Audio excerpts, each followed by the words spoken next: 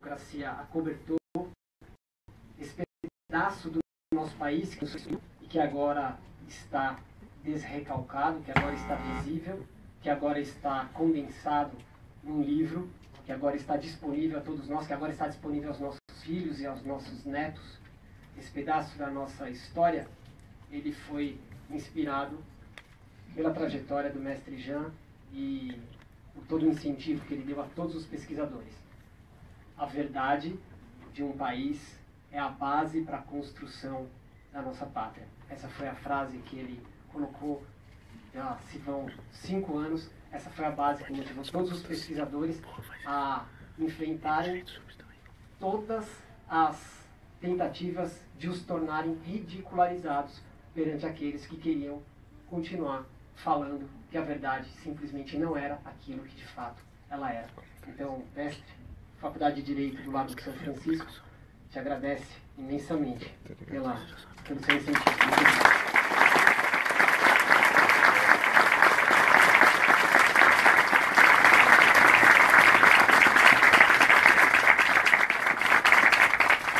Eu gostaria de passar a palavra ao Dr. Ciro Gomes e dizer que é uma grande honra tê-lo aqui. Ciro Gomes, Ciro das Massas, como se pode ver hoje aqui. Ciro Atômico. É uma grande honra tê-lo aqui e eu diria que é uma grande honra tê-lo aqui porque a sua persistência em afirmar que nós temos que discutir um projeto de desenvolvimento nacional, ela é absolutamente admirável. Contra toda a onda neoliberal que dizia que Estado-nação não existe mais ou não presta para nada. O nosso, né? O deles continuava lá intacto. A sua coerência foi única, foi absolutamente inquestionável em todo esse tempo.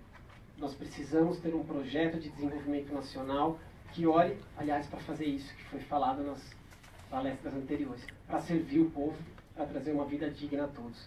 Então, mais uma vez, eu tenho que agora me calar e passar a palavra a Ciro Gomes, que, assim empossado nessa noite, professor da nossa faculdade.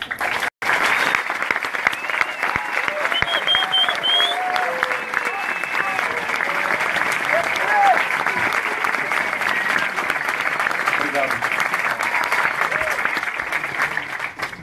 Boa noite a todas e a todos. É uma alegria muito grande para mim, um privilégio especial voltar aqui, conversar em companhia tão agradável, antes de mais nada, e tão instigante de outra parte, tão provocador e irritante de outra parte, porque nós precisamos pensar, o Brasil precisa pensar, o Brasil precisa se livrar de um conjunto de certezas, todas equivocadas, todas estúpidas e todas, não vou exagerar, genocidas no limite.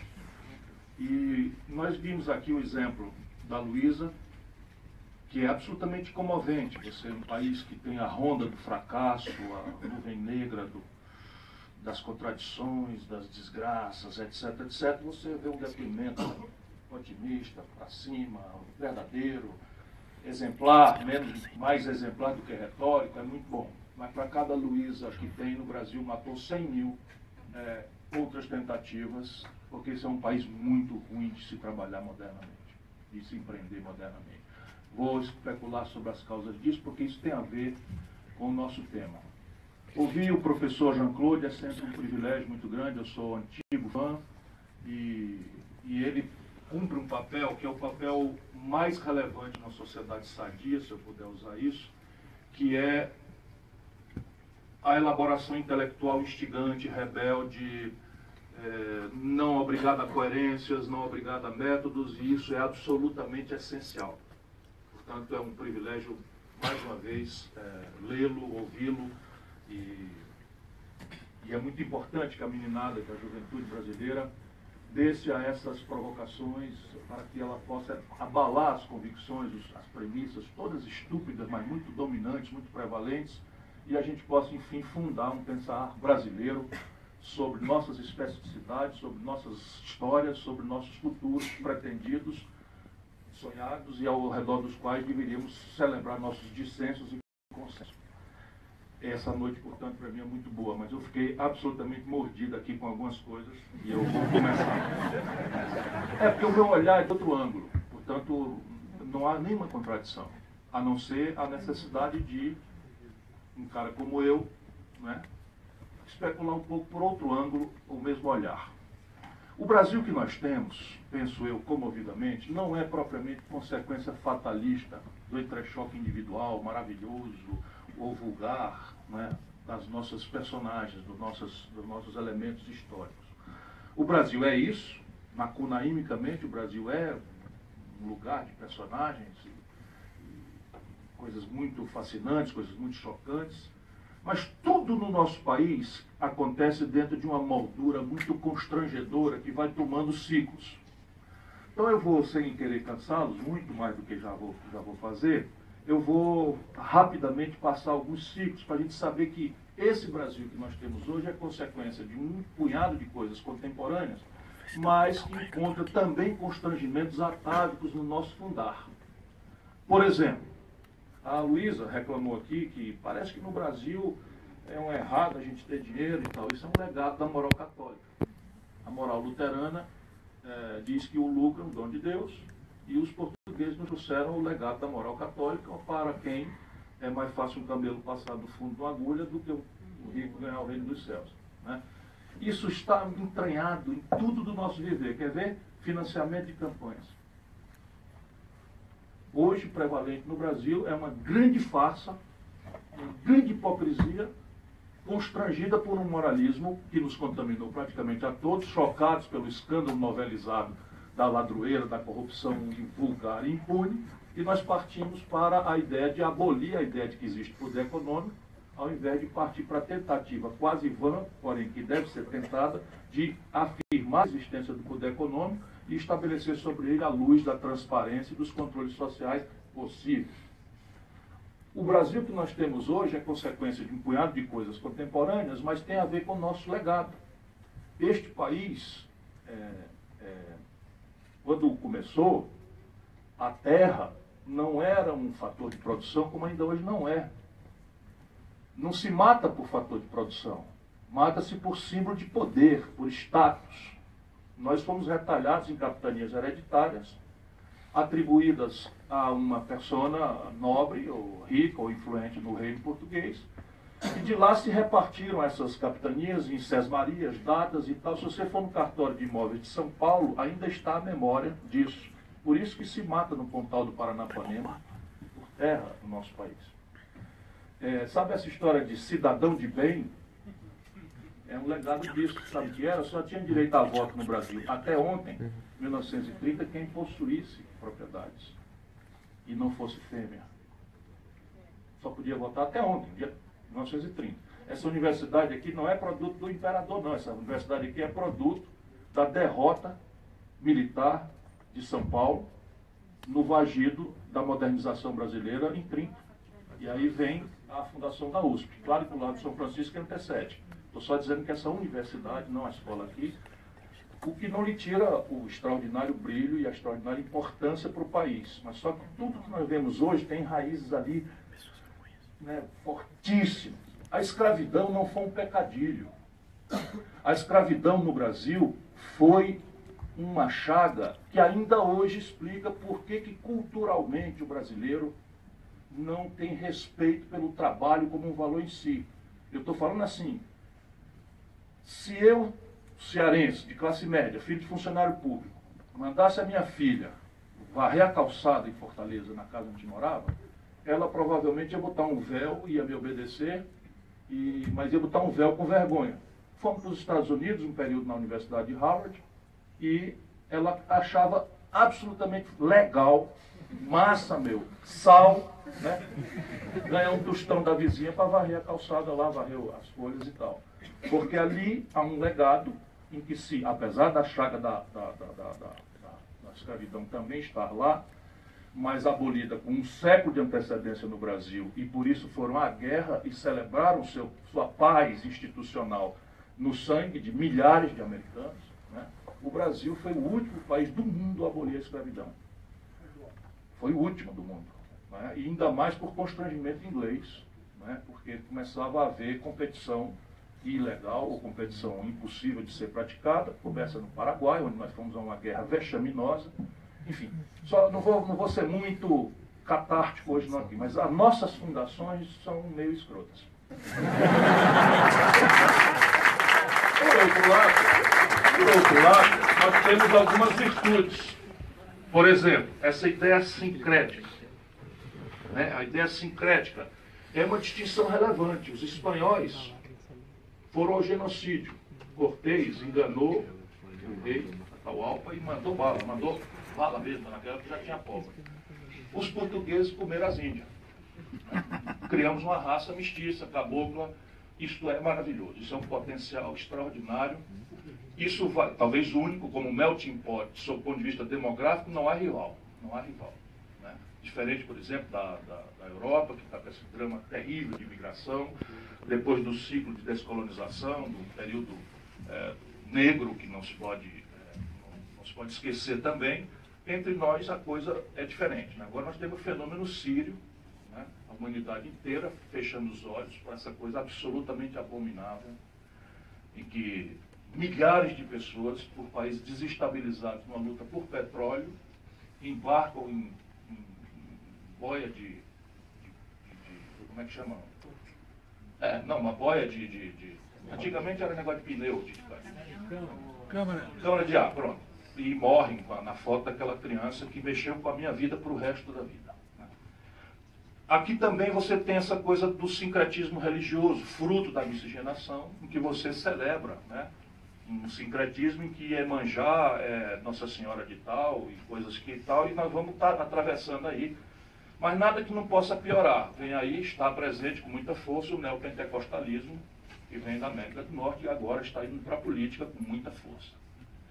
E isso não é um fenômeno trivial. Porém, vamos lá, acelerando. O Brasil é isto, né, para o bem e para o mal, mas eu vou acelerar, fazer um fast forward aqui, por causa do tempo, e nós vamos chegar ali em 1950. Acabou a guerra, portanto é uma referência importante. Acabou a Segunda Guerra Mundial, olha o que era o Brasil. Nós éramos 82% da população, isso é ontem mesmo.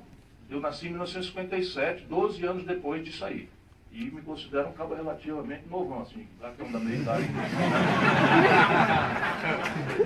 Olha, ele gostou ali. Eu sei que é fraterno.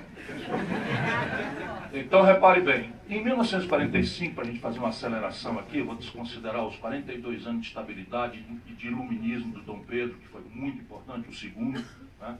O primeiro não tinha nada de brasileiro, mas teve importância estratégica, porque enquanto a América Espanhola implodiu em 1000 pedaços irrelevantes globalmente, a América Portuguesa não só avançou para além de Tordesilhas, como fundou uma potência extraordinária na sua complementariedade. Eu vejo o Abaca do Sul falar em separatismo, então o Brasil é o que é, potencialmente poderá ser muito mais ainda, por uma complementariedade única, em que a gente pode colher trigo, que é uma cultura temperada, no mesmo dia, e colher um melão numa cultura tropical, no mesmo país. Isso não tem no mundo. Não existe no mundo, ninguém tem isso, nem a China, nem a Índia, nem a Rússia, ninguém. Nem a América do Norte, que ainda chega parecido, mas não tem como nós. Além de falar que o petróleo está num canto e nós fazemos com o preço que quisermos para todo mundo, enfim, vantagens as mais extraordinárias da nossa unidade, com todas as coisas, isso é uma obra extraordinária do gênio português. Dom João VI, a propósito, que se fala na historiografia brasileira, era um bobão, foi o único chefe de Estado da Europa continental que o Napoleão Bonaparte não derrotou. Escafedeu-se para o Brasil, apoiado pelos ingleses, e manteve a unidade e o reino português. Depois que o Wellington derrotou o Napoleão, voltou e levou o Pedro IV, que era o Pedro I, para cá, adiou a República um século, porque a Inconfidência Mineira era abolicionista, republicana e democrática, não é? E isso foi a Revolução Americana, a Revolução Francesa, e nós aqui esquartejamos o Tiradentes e acabamos com o Felipe dos Santos, essas coisas todas, e adiamos 100 anos a República, a democracia e a abolição da escravidão, que é a pior de todas. Vamos lá, em 1945, 82% do nosso povo morava no campo, apenas 18% na cidade. E havia uma ideia, não é, no mundo de reconstrução a partir de uma compreensão muito inteligente, muito óbvia, e isso eu quero recuperar para os dias de hoje, que era uma coisa do Keynes, depois sistematizada em Keynes. Qual seja, a destruição do território europeu, da destruição do Oriente, do Japão especialmente, demandava uma presença estratégica dos Estados nacionais ou de uma ordem global nascente para que essa reconstrução acontecesse. Então não houve muita contestação. Apesar do fenômeno do comunismo soviético, etc., etc., ninguém achou que aquilo era parecido com aquilo. Simplesmente o plano Marshall na Europa, o general MacArthur no Japão, etc., etc., foram para lá com bilhões de dólares norte-americanos, da nova potência emergente, que ganhou a hegemonia tecnológica, financeira, fundou Bretton Woods, fundou o Banco Mundial, fundou o Fundo Monetário, e passou a ter a moeda termo de referência de valor, reserva de valor do planeta todo. Essas são as consequências que até hoje estão presentes, não nos iludamos. Pois bem, entre nós, o sistema nascente das Nações Unidas sistematizou uma ideia. Por isso que eu tenho muita irritação quando eu vejo as pessoas dizendo assim, se livre das ideologias e tal.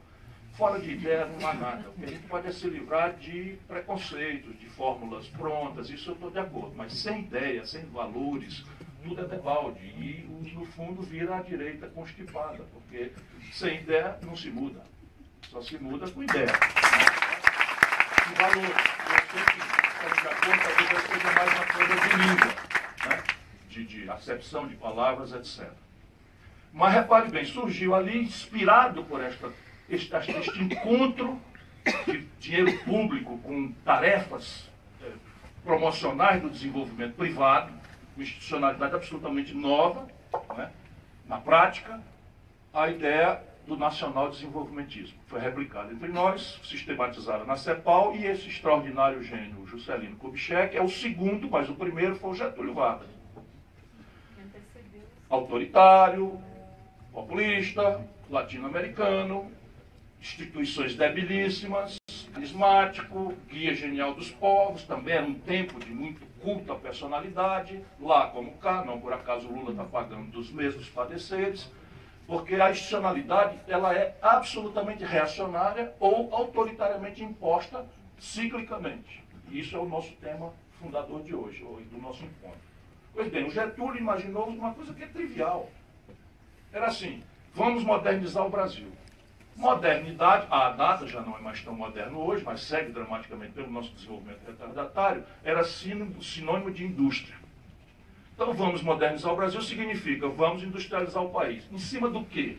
Um país que 82% da população morava no campo, nós extraímos nossos excedentes econômicos na monocultura, no latifúndio, no legado escravista substituído pela mão de obra manipulada do migrante fudido que veio, né, do pós-guerra e do Japão e da confusão do mundo todo, que veio para cá se submeter a qualquer salário, o prato de comida já resolvia o problema, né, o que quer dizer talvez até mais escravidão ainda, porque os escravos eram semoventes, portanto tinham que ser alimentados, vestidos e guardados pelo dono do jumento, né, pelo dono dos cavalos e tal, pela cor da pele. Isso é esse nosso país e o mundo, mas só que nós fomos mais gravemente do que em qualquer lugar do planeta, eu já falei isso, e acho que isso tem uma centralidade na purga do nosso passado em direção a uma civilização modelo para o mundo que nós temos potencial de ser. Eu vou concluir dizendo isso. Pois bem, nós tiramos o nosso excedente dessa estrutura, né, de terra, latifúndio, trabalho escravo, depois trabalho migrante e monocultura. Café aqui para baixo, cana-de-açúcar lá para cima. Não temos mais nada. É neste ambiente que a política faz o milagre de conceber a tal modernidade pelo caminho da industrialização. E começam a surgir os problemas concretos.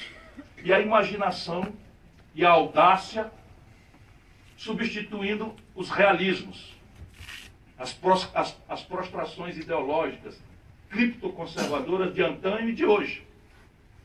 Era assim, as missões americanas, russas, não sei de onde, diziam que o Brasil não tinha petróleo. E o Getúlio disse assim, vamos abrir uma companhia de petróleo, porque petróleo é a indústria de base, sem o que eu não vou ter uma petroquímica. O Brasil não tinha aço, os americanos constrangiam o mundo inteiro de não ter destruído toda a base de aciaria siderúrgica alemã, destruíram a base siderúrgica do Japão e praticamente ficaram com o monopólio do aço plano, que é o insumo de toda a metalmecânica. E o Getúlio meteu na cabeça, tem que ter uma base de aço no Brasil, e flertou com o nazifascismo, bailou. Quando ele viu os planos de ocupação dos Estados Unidos, do Brasil pelos americanos, atentem bem, ontem, na história do Brasil, onde os norte-americanos fizeram planos, eu os conheço com detalhes, porque estão liberados, está na Biblioteca do Congresso dos Estados Unidos, iam ocupar o Nordeste brasileiro, para começar, porque o Hitler estava vindo para as Américas e daí, portanto, conseguia alcançar o território americano pelo norte da África. O Getúlio viu, transacionou com os americanos, trocou o alinhamento brasileiro de neutralidade para alinhamento com os aliados, apesar do seu flerte nazi-fascista, ideológico. O mundo era assim, preto ou branco, ou era comunista ou era fascista, não tinha muita nuance. Atentemos de novo para essas simplificações estúpidas e grosseiras, lá como cá, e conseguiu a Companhia Siderúrgica Nacional. O fato, de novo, vou acelerar um pouco, é que o Brasil, entre 1945, este cenário que eu estou descrevendo aqui, e eu vou arbitrar para fim de argumentar, em 1980, o Brasil foi a maior vitalidade, a maior complexidade, a maior velocidade de crescimento da história do capitalismo mundial, sem rival.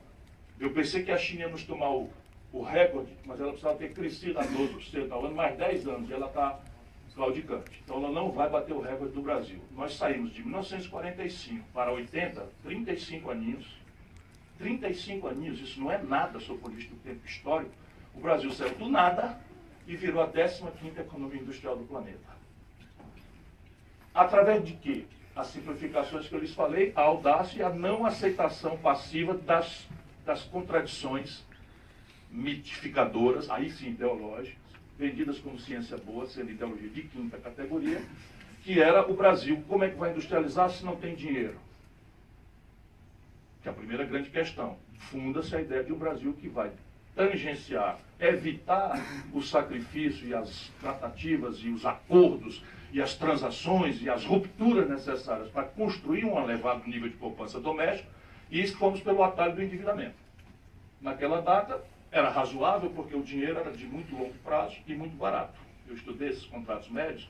O Brasil tomava $1 bilhão emprestado na década de 70 a 3% de juros ao ano, 1,5% de juros ao ano, mas eu digo o contrato médio, 3% de juros ao ano, 5 anos de carência e 20 anos para pagar. Aí você pegava um dinheiro desse, abria uma Petrobras, no dia do terceiro ano de faturamento, ela já tinha o dinheiro para pagar tudo. Então era danou-se a tomar dinheiro emprestado e fazer Braz. Né? E as estruturas, as infraestruturas a esse esforço correlatos. Depois você tinha um outro problema, que era para hoje, a gente para não ter saudades, né, do tempo bom, da gente voltar ao tempo do cinema novo, da bossa nova, do Juscelino Kubitschek. Então, infelizmente, não é mais possível. Mas a data é por quê? Porque na data os ciclos tecnológicos se sucediam com muita paciência. Então a gente pegava, por exemplo, a primeira linha de montagem do Brasil foi uma linha de montagem desativada da Alemanha, da Volkswagen, trouxemos para cá, para São Paulo, e o Fusca que saía daqui era mais ou menos a mesma coisa do Fusca up-to-date que estava rodando nas ruas da Alemanha, só com um pouquinho mais de produtividade, mas o produto mesmo era igual. Então, danamos. E para completar e superar nossas perplexidades contemporâneas, nós botamos a economia brasileira sob uma redoma de proteção. Também razoável. Por quê? Porque eu não iria fazer nascer uma indústria nacional brasileira sem maturidade tecnológica, sem escala, sem tradição, rivalizando imediatamente, porque o caminho foi substituição de importações com o competidor internacional, que até poderia praticar preços artificialmente baratos contra nós para não deixar nascer o competidor no mercado potencialmente extraordinário e cinético como o Brasil é hoje. Isso é rapidinho aqui, como estou me obrigando a fazer, já pedindo desculpas, mas eu me animei nessa conversa aqui, da gente conversar um pouquinho mais dentro do organismo. Mas tem uns maus cheiros ali que a gente vai ter que frequentar, mas tem essas exuberâncias também. Né? Dado que nós não somos da direita, portanto não estamos constipados. Vamos. O quê? O sanitário está aí atrás, se precisar. Então, repare bem, este modelo nacional desenvolvimentista produziu, por um lado, a 15ª economia industrial do mundo. Isso é uma façanha que mostra que nós não temos defeito genético como nação. Pelo contrário, uma proeza global histórica. O mundo inteiro admira quem estuda a economia, quem compreende a economia, o mundo inteiro admira, né, esta proeza nacional do Brasil. Porém, nós também produzimos por este caminhar, e isso dói para uma certa esquerda tradicional no Brasil, nesse mesmo caminhar, por estas mesmas fórmulas, nós produzimos a sociedade mais desigual do planeta. Produzimos a maior migração campo-cidade em curto prazo da história da humanidade. A China está agora começando a experimentar e está reprimindo. Eu fui visitar Shenzhen, que foi a primeira zona especial, e era impressionante. Assim, é uma cidade cercada e não tem um mendigo na rua, não tem um sem terra na rua, não tem uma favela na rua, porque só pode entrar lá quem for tiver a carteirinha, né? E aqui está o prédio de aço e vidro, top global, e fora o cara puxando um arado com búfalo, um arado de madeira. É o modo deles de fazer as coisas, mas essa tensão migratória o Brasil simplesmente desconsiderou. E a gente, nesses 30 aninhos, viramos 82% urbano. Lembra que era 82% rural, viramos 82% urbano, e aí estão as megacidades. A ideia van do nacional-desenvolvimentismo era germinar no Sudeste a indústria de base, e como era estatal, entregar o insumo, preço CIF uniforme em Manaus, Fortaleza ou Porto Alegre. Então a ideia, vamos produzir aço no Rio de Janeiro, e entregamos a chapa de aço, que era estatalmente controlada, pelo mesmo preço em Manaus, em Fortaleza ou em coisa, de maneira que a metal mecânico vai germinar em todo canto. Isso se revelou ingênuo, porque não é a única vantagem a logística da chapa de aço. E aí você tem uma hipertrofia, e esta é uma razão da crise, o centro da crise é São Paulo, que é um dramático processo de desindustrialização que o país está vivendo. Então você tem a concentração de renda como a maior perversão desse exercício, para empatar capitais nesse esforço industrializante e modernizante das infraestruturas.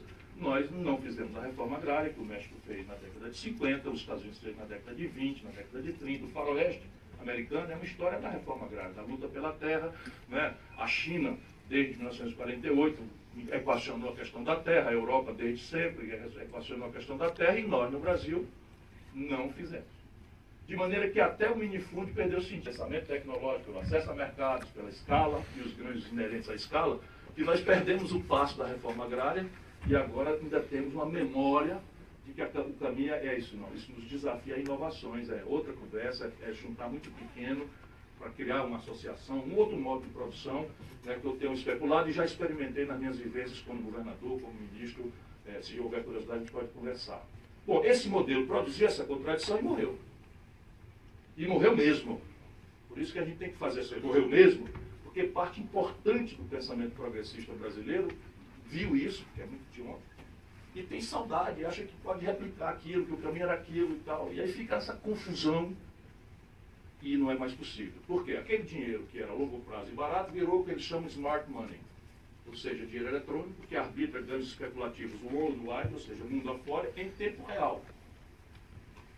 Com variações de câmbio, de taxa de juros, de risco, etc, etc, em tempo real, um videogame, quase sempre cheiradíssimo de cocaína, garotos operando videogame em Wall Street, sem nenhuma responsabilidade. O cara aperta um botão, trouxer 3 bilhões de dólares e quebra um país, como aconteceu com a Grécia, ou está acontecendo com a Espanha, está acontecendo irremediavelmente com Portugal, irremediavelmente com a Irlanda.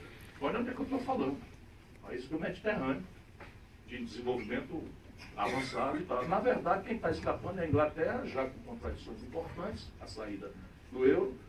A França, porque preserva determinadas personalidades, que a França, a velha França, que eu admiro muito, preserva isso, podemos especular. E a Alemanha, porque a Alemanha conseguiu, com todo respeito ao eventual europeu aqui presente, que eu sei que na mesa não tem nenhum, né? Não é verdade? Claro. A Alemanha conseguiu pelo neoliberalismo, pela unificação, o que não conseguiu em 2 guerras mundiais. Dominou o mercado europeu e hoje é o epicentro de um progresso que a Europa não consegue financiar. Então você tem tensões fora do território de Síria, de Iraque, de Líbia, enfim, toda essa área constrangida por hordas de imigração que vão tensionar a política e vão empurrar a Europa para o populismo reacionário de direita, que é muito perigoso e já deu demonstrações disso. Morreu porque os ciclos tecnológicos se sucedem agora em tempo real. Quer dizer, você tem um iPhone 7, eu tenho 6S, estou muito feliz, não sei o que o 7 tem, mas a demanda agora é de ter o 7. Né? É isso, eu sei lá o que é, megapixel na foto, não sei o que e tal, eu sou ligado. Sou ligado, eu tenho o Instagram dele da Fundação, eu tenho o Facebook. Né? Vivo, agora eu estou com o meu Facebook, tem muita gente do Brasil inteiro, mas agora, perdão para quem estiver lá, eu estou dedicado à campanha em Fortaleza. Né? Mando bala lá diariamente num capitão fascista que está lá. Apoio PSDB, PSDB, PR, tudo enquanto de ruim que não presta na vida. Então, e a vida é assim, a vida é dura. Metade do PT não, ele fez tanta besteira agora que o PT ficou em cima do muro. Não vai com a gente, mas não vai mais com ele também. Não. Bom, o modelo morreu e nos deixou escombros, que eu quero acelerar de fato mesmo. Os escombros disso estão hoje nos constrangendo modernamente. Então é um ciclo novo que é, vamos dizer, alterado pelo real.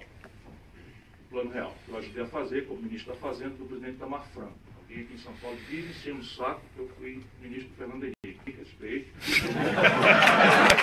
Eu nunca aceitei casar com São Rosa e Pois bem, esse modelo, ele quando desfinanciou a estrutura, ele criou um conjunto de deformações no nosso viver. A essa altura, nós estamos crescentemente informados de um padrão de consumo global. Aviso, a única coisa de fato globalizada no mundo hoje é a informação. Nada mais está globalizado. Nada mais está globalizado. Mas a informação, especialmente a informação de um padrão de consumo sofisticado, ao qual a propaganda e as nossas debilidades, pela desmonte da política, pela descrença no coletivo, pela vontade de um pertencimento negado que o setor público e a política não nos dão mais. Enfim, nós estamos indo para um individualismo exacerbado e estamos aceitando passivamente, isso é a grande questão que tem que ser mudada na humanidade, que ser feliz não é mais uma coisa subjetiva, espiritual. Antigamente, a minha geração, isso não é tão antigamente assim, vamos dizer, o gatão da meia-idade, ainda com veleidades, né? Acabei de ter um filho, o Gael tem 11 meses, a coisa mais linda do mundo, enfim. Eu tive que provar a minha virilidade. Estou me exibindo para alguém aqui nessa sala. Não, mas deixa eu conversar, isso é sério. Então, repare bem, nós estamos transitando a nossa busca ansiosa por felicidade, que se dava no ambiente espiritual, não religioso, na estética, no romance, na música, na poesia, na insurgência revolucionária que a política dos anos 60 nos dava. A gente não acreditava que era capaz de enfrentar o ditador. A gente achava que era capaz de revogar as bases de compreensão da família monogâmica e superar os limites físico-químicos do nosso cérebro na viagem de Sérgio, que acabou se revelando, né, um grande equívoco, mas era só isso que a gente achava. A gente achava que era potente para tudo. Né? Eu nunca experimentei, eu gosto de cachaça. Nessa época eu morava em Sobral. Mas, não que eu censure quem experimentou, apenas na nossa lombra era outra. Né? Era poesia muito, né? O romantismo, a paixão exacerbada, isso é felicitante, né? A busca. Hoje nós estamos induzidos, inconscientemente ou mais conscientemente, a referir essa busca ansiosa, nesse caso, absolutamente impossível, de buscar felicidade na resposta a uma pergunta bem pragmática. Quanto de uma expectativa de consumo maravilhosamente excitada por uma informação globalizada que choca a África, a América, as Américas, a Europa, o Oriente, a China, igualzinha. Quanto dessa expectativa de consumo maravilhosa eu dou conta de praticar com a renda apertada que eu tenho? Então a resposta é impossível, por isso a humanidade é infeliz nessa transição. E nós temos aqui dois problemas. Um grave, que é a humanidade tem que buscar um caminho de se reespiritualizar, porque o planeta não aguenta este modo de consumo, simplesmente. O modo de consumo simbólico é a propriedade individual de um carro que queima combustível fóssil. Na América do Norte hoje, 2 carros para cada 3 habitantes. Se a China replicar este mesmo padrão, e ela está caminhando nessa direção, na América você tem 200 milhões de carros, a China vai para 850, cerca de 900 milhões de carros, e o planeta morre neste passo. Então, evidentemente que antes do suicídio coletivo, nós começamos a... isso tem caminhos, né? Tem caminhos. É só a gente introduzir na pré-escola que o consumidor não... O caminho é a reespiritualização, a ideia de que ser feliz não é consumir. Consumir é um coadjuvante, pode ser, mas felicidade é outra coisa. Felicidade é o amor, é a compaixão, é a alteridade, é a solidariedade, enfim, é o apego a um planeta Terra bonito, limpo, sadio, enfim, e alteridade. Fundamentalmente, a única possibilidade de ser feliz é a alteridade, é viver para o outro, para o meu próximo, para o outro lado. Aleluia, irmão, mas não é isso não. Até porque o aleluia, irmão, promete isso no outro mundo e eu quero aqui, agora. Né? Mas, por enquanto, nós temos um problema que é o que nos traz ao momento contemporâneo. Este bom, bonito e barato, aspas, felicitante, ele é desejado globalmente, mas ele é produzido localmente. E entre nós brasileiros, nós não temos a ambiência econômica para produzir, por média, este bom, bonito e barato. Por 1000 especificidades. As 3 são absolutamente centrais. A primeira, financiamento. O mundo está com juros negativos e o Brasil tem a maior taxa de juros do planeta. Por isso que a política não pode ser negada, porque isso é uma questão de conflito distributivo. E não se conhece outro mecanismo de mexer nisso fora da política. Então, a caridade, né, o ato individual de ser decente, de pagar impostos, isso é aqui da minha querida, um exemplo, isso é muito importante, é importantíssimo, mas isso não substitui a política. Não acontecerá, jamais aconteceu. A condição de produzir o bom, bonito e barato é juro e condição do capital. Um garoto como vocês, hoje na Europa, pega $1000 ou €1000 emprestado no começo, no 1º de janeiro, quando for no dia 31 de dezembro, está devendo €970. Assim mesmo, pega €1000 emprestado e no fim do ano está devendo 970 ou €930. 930 euros para ser exato. Por quê? Porque a Europa, anticiclicamente, está fazendo com que o custo do capital seja mais baixo do que a inflação, para tentar tirar a Europa da estagnação econômica, e não vai sair por aí, não vai ser pelo Sul. Né? Sorry to say. Né? Je m'excuse. Talvez uma coisa parecida com isso. Eu estou agora me exibindo aqui em São Paulo, porque a negada quer me fazer um malucão que só fala maluquice. Agora eu quero arranhar um francesinho, onde eu estiver, eu saio do carro falando francês. É razoável. Né? Não pratico há muitos anos mais. Inglês é bastante mais razoável, porque eu tive período por lá. Enfim. O que não quer dizer que o cara não pode dizer um palavrão ou um desatino em francês, né? Enfim, estou brincando aqui. Então, a segunda grande característica desse bom, bonito e barato, aspas, aspas, aspas, felicitante, é a tecnologia embarcada nele. Isso vale para produtos e serviços. Então, hoje, a tecnologia é tão sofisticadamente central ao bem ou serviço que nós aspiramos, como referência de sucesso, como símbolo da aceitação do garoto pelo grupo, né? No Morro do Rio de Janeiro, o garoto precisa ter um tênis, não sei das quantas, a camisa Tommy Hilfiger, não sei o quê, porque sem que ele esteja divertido, aquilo é um elemento simbólico da aceitação dele pelo grupo, pelas meninas e tal. E isto é uma tragédia. E a tecnologia, ao contrário do mito neoliberal, não é um domínio global. A tecnologia é cada vez mais um domínio intrinsecamente nacional. Quer exemplo? O Brasil é um de 8 países do mundo que sabe montar um avião. Reparem que eu falei montar, não falei produzir. O Brasil sabe montar um avião. E aí outro dia a Venezuela, já faz um tempo, resolveu comprar um avião chamado Super Tucano, que apesar do nome é um puta de um avião.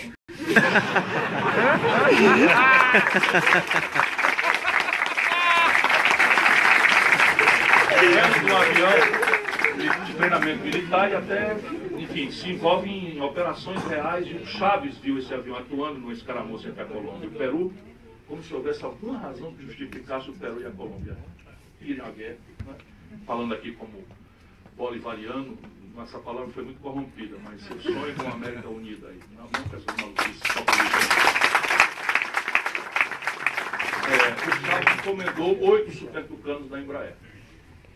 E a Embraer subiu 30% das ações, contratou 600 garotos ali do ITA, do CTA, não sei o que e tal, e saiu uma notinha no Wall Street Journal, anunciando que a Venezuela estava comprando 8 Super Tucanos brasileiros. No dia seguinte, a empresa embargou a venda, porque estava escrito lá que a empresa, que é grande fornecedora das Forças Armadas Americanas, tira 99,4% do seu faturamento com as encomendas militares da OTAN e dos Estados Unidos, e bota lá, para servir, imaginando o que o governo gostaria de ir, é um contrato. eu me reservo o direito de te vender essa componente de aviônica, com o qual, repito sempre para brincar, o avião voa. Sem o qual o avião serve para amarrar jumento ou pendurar paletó. Mais nada. E aí o Brasil perdeu a encomenda. Eu estou dando esse exemplo porque é muito prático, muito real. Muito real. Então o domínio tecnológico de ponta é cada vez mais. E eu não estou falando em avião militar, estou falando em meio de diagnóstico médico, eu estou falando em química fina, estou falando em novos materiais, estou falando em supercondutores, estou falando em semicondutores, estou falando em robótica, estou falando em tecnologia, em mecatrônica, biotecnologia, mecatrônica, engenharia genética, que é o que interessa. E este é um domínio absolutamente nacional, ao contrário do mito neoliberal, do laissez-faire, do mercado, etc. E por terceiro, acordemos dos irmãos, dos compatriotas, porque isto já é um fato das vanguardas produtivas globais, mas a China vai fazer a planeta Terra tremer muito mais gravemente. E antes do planeta Terra tremer, ele vai destruir países que tenham similitude competitiva com eles. Leia-se, Brasil. Por que escala? Você pega o seguinte, a agenda Fiesp. Você olhar a agenda desses idiotas, né? Especialmente este idiota que está lá na presidência, a agenda é assim. A crítica ao custo do trabalho, a crítica aos encargos previdenciários, a crítica às questões da tributação, e como se isso fossem as travas da dificuldade competitiva brasileira, que é real. Pois bem, eu peguei um exemplo prático. Você desculpa o meu jeito de falar, mas a gente precisa tirar essas máscaras. Essas conveniências estão matando o Brasil. Estão matando o Brasil. Eu peguei um exemplo. Você pega uma fábrica de jeans na China, ela produz 1 bilhão de unidades por mês. 1 bilhão de unidades por mês. E aí, ela vende, o custo de produção de um produto feito a 1 bilhão na quantidade, vai lá para o chão, porque é o pano que eles compram tal quantidade, que é o preço mais barato do mundo, os custos fixos são relativizados a centavos e tal. E no output, ou seja, na venda, ele pode reduzir o preço da calça, o lucro na calça, por uma fração de centavo. Não precisa ser 1 centavo, não.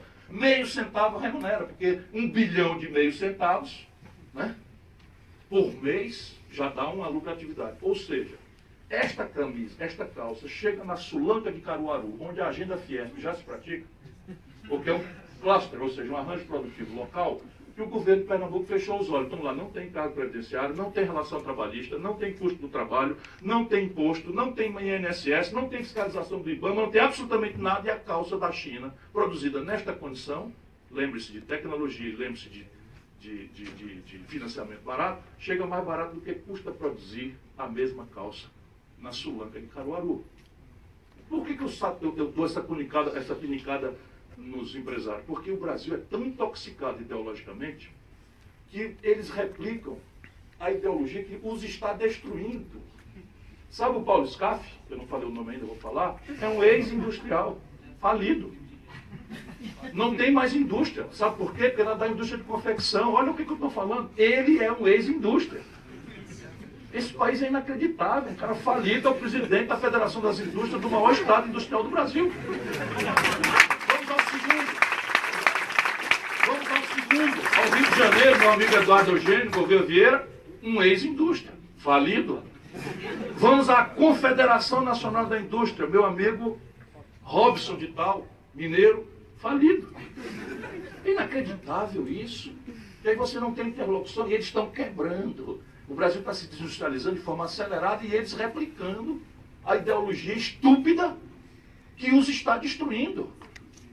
Que é o pior problema do dominado é esse. É ficar, sabe, simiescamente replicando a ideia que a cabeça dele pensante não consegue industrializar e processar dos outros, mesmo que seja ele próprio. E bota a culpa no Estado, porque cobra salário. Consta que a Alemanha não está tendo problema por causa de salário. Não consta que o Japão tenha problemas previdenciários, ou tenha problema de competitividade global por questões previdenciárias. Né? Francamente. E eles não entendem que salário é custo do ponto de vista microeconômico.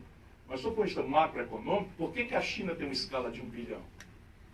Porque ela tem um esforço de qualificar a renda e fazer o seu mercado doméstico, criar ambiente para ter escala. E daí ela tem uma plataforma global, porque ela começa a ocupar o seu mercado doméstico. Bom, este modelo faliu. E aí nós tínhamos um problema. E eu vou terminar, porque eu acho que eu já me apaixonei pelo auditório. Então eu vou falar só mais uma hora, bicho.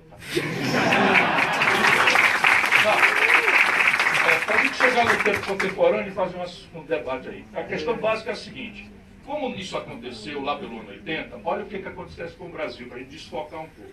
Se aceitarem para argumentar que o ciclo nacional desenvolvimentista, por essas razões todas que eu descrevi, nos trouxe essa contradição competitiva, nós temos, arbitrando que foi o ano 80, vamos olhar o Brasil do ano 80 para hoje. Do ano 80 para hoje, o Brasil cresceu sua economia ridículos 2% ao ano em média. Eu peguei o ano 80, nós estamos pegando aqui fim da ditadura, o Sarney, o Collor, o Fernando Henrique, o Itamar, o Collor, o Itamar, o Fernando Henrique e o Lula. Para dizer que o nosso problema, o buraco é bem mais embaixo. Então, de lá para cá, nós estamos crescendo ridículos 2% em média ao ano. Em média, tá? Porque a gente vai lá num ciclo, daqui a pouco eu explico, depois deprime, como estamos deprimindo dramaticamente agora, e tal. A população, no mesmo período, cresceu 1,7% ao ano em média. Ou seja, se você cresce a economia 2% e a população cresce 1,7%, todo e qualquer ganho de produtividade, nós estamos ganhando produtividade muito acelerada, que é trocando gente por máquina, modernizando os processos produtivos na agricultura, no comércio, na indústria, na placa eletrônica, tira o trocador do ônibus, enfim. Se nós estamos vendo que o Brasil, nesse período, ganhou produtividade acima de 2% ao ano, aí está a explicação da nossa tragédia coletiva contemporânea. Podemos até aí. Mas e por que na época do Itamar e do Fernando Henrique, primeiro mandato, as coisas melhoraram? Porque nós tivemos ciclos de crescimento insustentável puxado por ciclos de estimulação ao consumo. Sabe a ideia felicitante, aspas, de consumir como elemento de coisa? Nós tivemos isso. Com o real, nós cortamos o imposto inflacionário. Creiam, a inflação no Brasil não era uma doença da moeda, como nos manuais internacionais de economia, era uma jogatina, era uma canalice das elites que tinham indexadores protegendo seus ativos e mandavam o custo disso via Estado para a classe trabalhadora, que trabalhava durante o mês e recebia o salário defasado, 34%, 50%, né? Enquanto os produtores, 84% o Maílson da Noca, que hoje é consultor dessas elites. Né? Inacreditável, o cara entregou a inflação de 84% ao mês e hoje é consultor dessa turma Fiesp aí. Não podia dar outra coisa. Né? Isso é o Brasil. Sem se falar da canalice. Na verdade, ele vende, não tem mais capital. Está voltando até agora, né? Informação privilegiada de dentro do Banco Central. Essa é a questão. Por que a consultoria do Maílson, né, vale? Tráfico de influência que nos Estados Unidos e na Europa é cadeia de 12 a 15 anos de prisão. E a turma acha que eu sou aborrecido, eu critico muito e tal. Que dia o povo brasileiro vai saber dessas coisas? Pois bem, hoje, todas as horas que me ouvir, eu vou contar. Eu vou embora, eu quero saber. Imagina como a minha vida tem sido fácil. Só no processo são 70. Todos de corruptos me processando por dano moral. Eles não me processam criminalmente, é só dano moral. Começou com o Question, o Satanás o tenha. Ou expiações aí na nossa crença. O outro ciclo de consumo foi agora com Lula. E isso nos traz ao tempo presente. Como é que o Lula conseguiu pegar na crise do Fernando Henrique e pegou o salário mínimo de $76 a poder de compra, levou para $320 a poder de compra. Pegou o crédito no Brasil, que era 22% do PIB, levou para 55% do PIB, dirigido diretamente às classes menos favorecidas, construção civil, agricultura familiar, crédito consignado para os aposentados, enfim, e financiando o consumo. Né? Por que isso deu certo? Porque o Brasil viveu um ciclo artificialmente alto de preços de commodities. O que quer dizer isso? Quando o Lula tomou posse, o preço do minério de ferro, para dar um exemplo, estava em $50. No primeiro ano do Lula, o preço do minério de ferro passou para $190. O barril de petróleo, quando o Lula entrou, estava 50, 48 e tal. Quando a gente fez a lei de partilha, e eu fiz um discurso lá dizendo que por menos disso derrubaram o Mossadegh no Irã, por muito menos da lei, do que nós fizemos aqui na lei de partilha, e isso é o grande assalto que está acontecendo no país hoje, o Brasil estava vendendo o barril de petróleo a 110 dólares. E assim sucessivamente. Aí o que acontece? No ano 13, a China, pela crise de 2008, Europa, a China começa a claudicar e eles controlam os preços dessas commodities. Resultado prático. No ano 14, o minério de ferro que estava a 190 dólares caiu para 38. O barril de petróleo que estava a 110 caiu para 30. Todos os nossos produtos, commodities, são produtos de baixo valor agregado, que artificialmente altos pagavam a conta do modelo de consumo que nós adotamos, que é assentado na indústria de alta linhagem, toda estrangeira. Um carro desse que está estacionado aí fora, diz assim, é montado aqui, está 80% do dinheiro desse carro é importado, são importados. 80% do valor de um carro médio brasileiro. Não estou falando de um carro de top que é 100. Então nós estamos virando um país sem agregação de valor nenhum e alimentando por um ano, 10 anos, uma década, neste último ciclo, a crença. E começou a fazer, com a desorientação do Guido Mantega, a ideia de fazer renúncia fiscal para estimular o consumo. O consumo caindo e a gente fazendo renúncia fiscal para estimular um consumo que não aconteceria. Resultado, tudo esse montante de dinheiro foram 84 bilhões de reais. Eu não perdoo. 84 bilhões de reais de renúncia fiscal no ano 2014. Todos remessa de lucros aos estrangeiros. Tudo remessa de lucro aos estrangeiros. Não ficou um centavo no Brasil. Resultado prático, quebramos. Né? E hoje em dia não é mais como se quebrava no passado. Como é que a gente quebra? A transmissão desse fenômeno externo, da ponta externa, vem para dentro pela desvalorização da nossa moeda. Porque funciona no mercado de câmbio igual funciona no mercado de banana. Se você tiver pouca banana e uma necessidade muito grande de banana, e muita gente querendo e podendo comprar banana, o preço da banana sobe.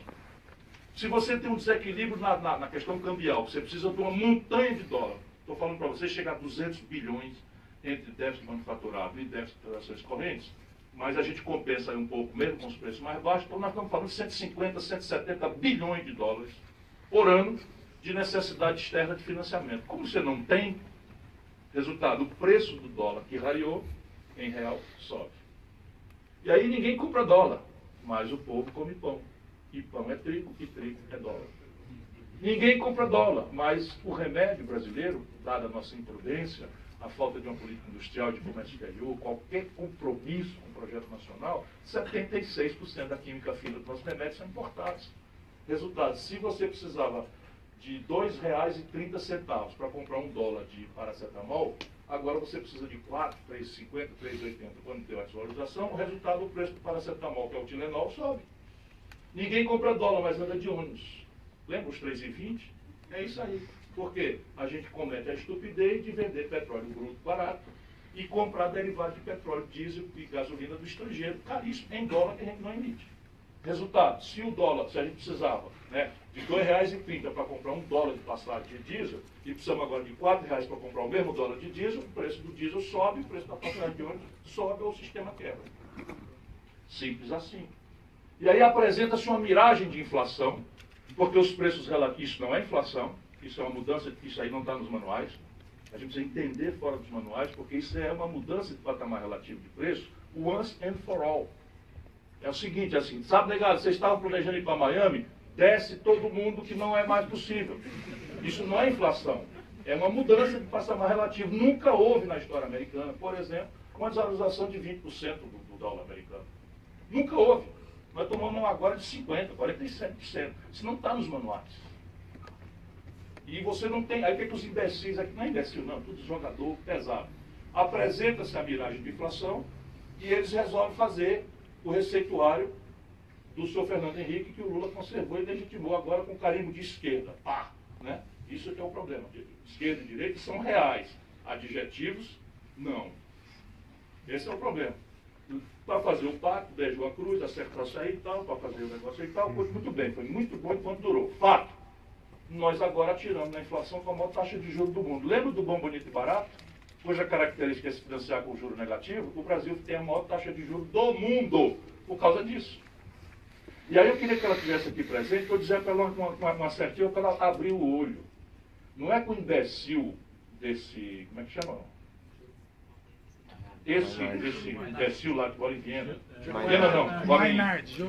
Esse daí. Esse imbecil, ele ouve o galo cantar e não sabe aonde, porque é tudo intoxicado. Mas há uma questão concreta, é assim, num país onde a taxa de juros que o governo paga por um papel põe-se consistentemente acima da rentabilidade média dos negócios, esta economia tende à paralisia. Compreende? Sim, se a taxa de juros que o governo paga por um papel é 14,25 e eu comprar de uma costureira uma roupa, e de mulher para mulher, Marisa e tal, e eu ganhar 7%, eu só vou demorar nesse negócio enquanto eu não abrir o olho. Porque das duas, uma, ou eu tenho dinheiro e boto no banco e ganho mole, sem ter trabalho, sem pagar imposto, sem ter que dar satisfação, nem fazer uma governança corporativa muito respeitada, etc, etc. Ou eu não tenho dinheiro, que é a realidade média brasileira, um pulso empreendedor extraordinário, mas baixa formação bruta de capital. Então, no Brasil é muita ideia e dinheiro nenhum. Então, se você precisa do dinheiro do banco, como é que você vai tomar um dinheiro no banco para botar num negócio cujo lucro lhe dará menos do que o juro que você vai pagar para o banco? Alguém precisa ser economista para entender esse truísmo? Pois bem, desde os anos 80 nós estamos nessa. Aí vai entender por que nós estamos nos desindustrializando. Porque que o ex-industrial confecção Paulo Scarpa não abre a boca para falar sobre isso. Por quê? Porque a elite brasileira intoxicada, ela é esquizofrênica. No balcão, na roça, no negócio, ela sente que tem uma coisa errada. Mas ela apropria algum excedente, aí hospeda no juro. E aí vira cripto conservadora. E não tem mais veleidade de nada, né, de produzir, né, de riqueza versus dinheiro, que ela falou brilhantemente aqui. Ela tem a veleidade, né, da produção, de ser uma pessoa reconhecida, ter Instagram, de ser muito bem seguida. E são motivações fora de ganhar dinheiro. Porque se ela fosse pensar em ganhar dinheiro mesmo, eu ia dizer essa homenagem a ela aqui. Ela ia ter que pensar em vender para alguém que tem escala e botar o dinheiro no banco. Que é o que está todo mundo fazendo no Brasil. Então, repare bem, nós temos um problema, esse problema é de conflito distributivo, e esta conta de juro vai levar, neste ano da graça de 2016, 45,17% do orçamento da União Brasileira. Preste bem atenção no que eu estou acabando de dizer. Este ano, em 2016, nós vamos a 15 milhões de desempregados, recorde histórico. A consequência óbvia disso é a violência, que vai estar já se incrementando pesadamente. A consequência disso são falências concordadas, que hoje se chama de recuperação judicial. A consequência iminente disso, no próximo ciclo, é uma crise no setor bancário. Porque aqui já ninguém está pagando ninguém, só a concordata, que é a recuperação judicial, da Oi, 65 bilhões de reais. Agora, onde foi? No mercado? Banco Itaú, Banco Santander, Banco Bradesco? Não, Banco do Brasil, Caixa Econômica. Dinheiro seu, meu, o nosso dinheirinho, esse que nós estamos agora sendo chamados. Pois bem, 45,17% do orçamento da União serão expendidos, gastos esse ano em juro e amortização. Os outros 54,83% é para tudo o mais. O que eles estão propondo agora, depois do golpe feito? São 3 tarefas. A primeira, encerrar a Lava Jato. Já brincamos demais desse brinquedo, chega e tal, ainda tem um maluco pensando em compreender o Lula, vão nada, não vão prender o Lula, porque se prender o Lula, a catástrofe grega, a tragédia grega, se aperfeiçoa pegando um tão graúdo quanto ele do outro lado, e isso eles sabem. Nós em Brasília vivemos o segredo de polichinelo. Todo mundo sabe da roubalheira de todo mundo. Todo mundo sabe da roubalheira de todo mundo. Alguns poucos escapam, podem acreditar nisso, e podem falar à vontade que tiverem vontade de falar, porque não devem nada a ninguém. Mas, mesmo lá em Brasília, de lado a lado, o PT, o maior defeito do PT é imitar o PSDB nas piores práticas. Acreditando que, repetindo o crime do adversário, ficaria impune. Só que o adversário é sócio da Globo, é sócio da Veja, é sócio da televisão. Esse é o problema. Sócio mesmo. Sócio mesmo. A privatização das telecomunicações foi um pedaço de cada um desses favores imensos para cada um desses grupos de mídia no Brasil. A Globo foi salva da falência porque acreditou no câmbio do Fernando Henrique por uma montanha de dinheiro do BNDES. Simples assim, nenhum problema, está tudo certo. Agora, para cima de mim, não. Vamos conversar. Então, Primeiro objetivo, encerrar a Lava Jato. Segundo objetivo é controlar o orçamento da União para gerar excedentes a qualquer custo social e político para botar no posto sem fundo da dívida. Isto é a emenda 241 que está em votação. E isso significa uma coisa muito concreta e prática, é a revogação da bem-intencionada, ainda que incongruente, Constituição de 88. Revoga, pura e simplesmente. E ainda antes da gente representar o Supremo Tribunal Federal, um ministro do Supremo Tribunal Federal vai à televisão e defende. Seu colega jurídico Gilmar Mendes. Eu estou ferrado. Né? Mas não é possível. Isso vai ter 1 milhão de ações. E o Supremo vai ter que examinar, porque, na minha opinião, de ex-professor de Direito Constitucional, não sabia? Foi monitor do Paulo Bonavide, um grande profissionalista, respeitado mundialmente. Tá, pois bem, na minha opinião, essa emenda é inconstitucional. Essa emenda fere cláusulas pétreas e já há julgado do Supremo. Aí o ministro vai à televisão no Brasil e dá uma declaração. Você imagina um ministro da Suprema Corte americana dizendo o seguinte: essa emenda aí é muito boa. Imagina. É claro. E é assim que tem que ser. Né? Pois bem, e o terceiro objetivo já estão praticando também. É, a partir do petróleo, e a desnacionalização do petróleo, sem nenhuma razão. Eu estou lhe dizendo a vocês que o petróleo está num preço muito baixo. O Brasil está produzindo hoje 3.300.000 barris de petróleo. Metade disso já é pré-sal. Não há nenhuma razão para apressar investimentos. E o Brasil está sobrando petróleo. Estamos exportando a preço de banana para o estrangeiro. Venderam agora o campo de Carcará por uma estatal. Eu me odeio. O Brasil privatizou o campo de Carcará. E aí o tinhoso aí, que está o golpista salafrário, né, que está no poder do Brasil, vendeu o campo de Carcará para um estatal da Noruega. Uma estatal da Noruega. Ou seja, transferiu isso do povo brasileiro para o povo norueguês, um patrimônio que pertence aos nossos filhos e netos. Sabe quanto saiu, filho? Eu tive a paixão de fazer o cálculo. Sabe quanto saiu um barril de petróleo? $1,35. $1,35. É evidente que nós temos que ponderar em cima disso os investimentos que eles vão fazer. Mas, porra, o petróleo está a 52, não dá para dar nem $2, ficar com 50. E tudo na nossa barba. E ante a nossa catatonia, porque estamos distraídos pela novelização do escândalo que nos fez descrer na política como linguagem. E aí vocês elegem o Dória. Vão dormir com o barulho dele.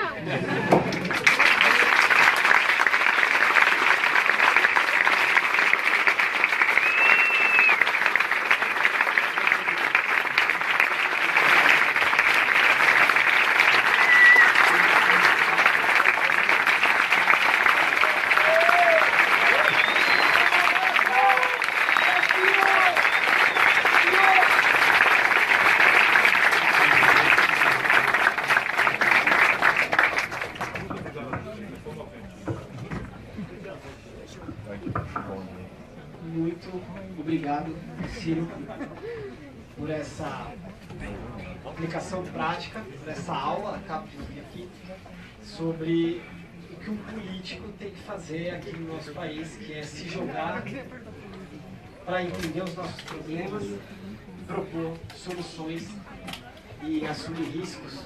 E o que você fez aqui é uma lição para todos nós. Eu te agradeço muito, porque você ensinou nossos alunos aqui. Então você foi nosso professor de fato. Muito obrigado mesmo.